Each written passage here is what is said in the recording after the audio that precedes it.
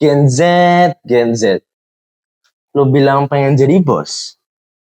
Atau lo bilang pengen jadi crazy rich?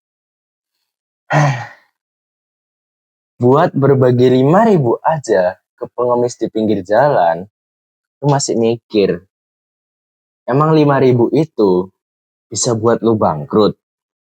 Enggak kan? Gue mau ngenalin satu tokoh, Bapak Jusuf Hamka. Beliau adalah Sultan Jalan Tol yang ngasih nasi 1.000 perak. Bapak Jusuf Hamka bukanlah seorang anak kaya maupun anak dari konglomerat.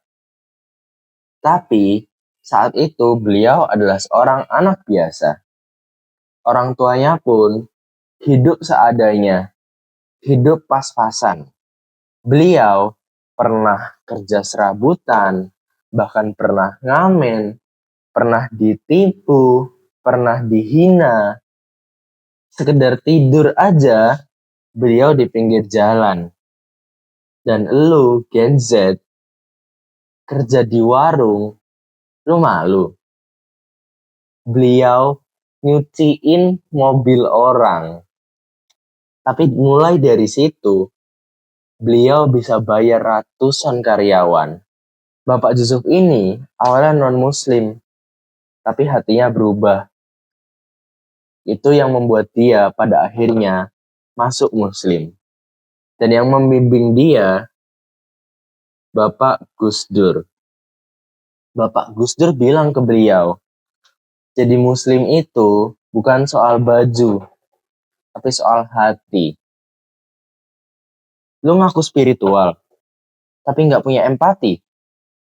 Bapak Yusuf ngajarin, semakin lu kenal Tuhan, semakin lu mau untuk berbagi ke sekitar lu. Semakin tinggi peduli lu pada sekitar lu.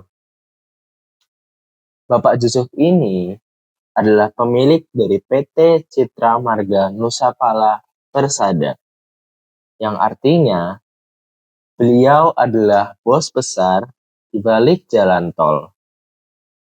Tapi dia nggak pernah kejam kayak stereotip yang juragan tol atau semacamnya. Justru dia malah keluarin duit pribadi buat gaji karyawannya waktu lagi krisis. Lu pernah lihat gak sih bos yang manggil karyawannya yang seorang OB dengan sebutan bos? Itu yang dia lakuin. Jadi dia itu kaya, ya iya, tapi sombong.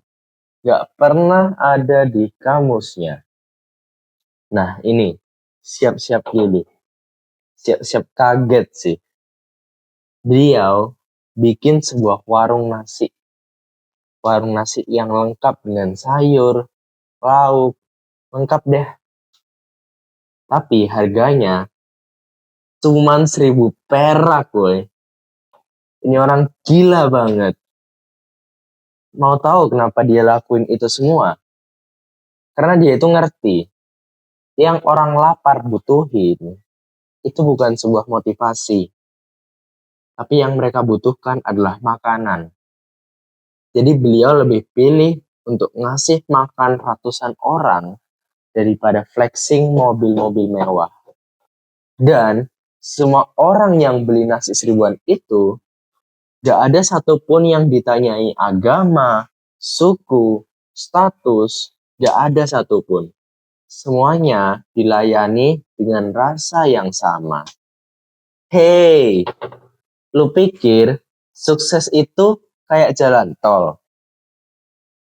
Bapak Jusuf ini pernah difitnah korupsi, bisnisnya ditolak, ditinggalin sama partner sendiri, paket lengkap dah.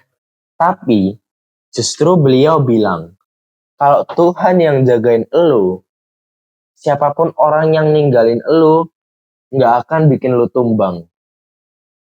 Gen Z, lu baru ditolak sekali, udah langsung posting story.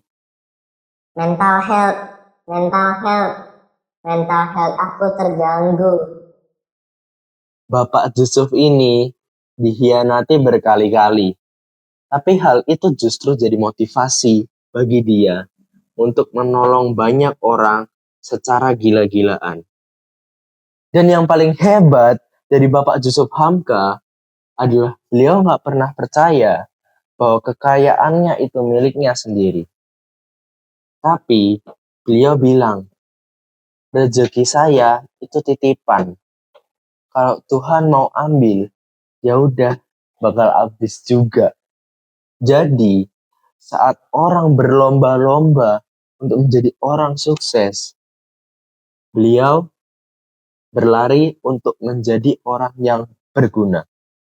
Karena menurut beliau, kekayaan yang nggak dibagi-bagi itu kayak sampah elit. Tapi, kekayaan yang bisa berguna buat orang lain, itu legacy. Gen Z, lo sibuk bikin branding, biar kelihatan berguna, biar kelihatan kaya, tapi lo nggak pernah mikir, lo mau jadi orang kaya yang dikagumi orang, atau lo mau jadi orang kaya yang didoain orang di pinggir jalan tanpa diminta. Kisah Bapak Yusuf ini bukan hanya kisah inspiratif biasa, tapi kisah ini adalah jawaban bagi lo yang pengen jadi kaya tapi nggak mau pelit. Jadi sekarang lo tinggal pilih.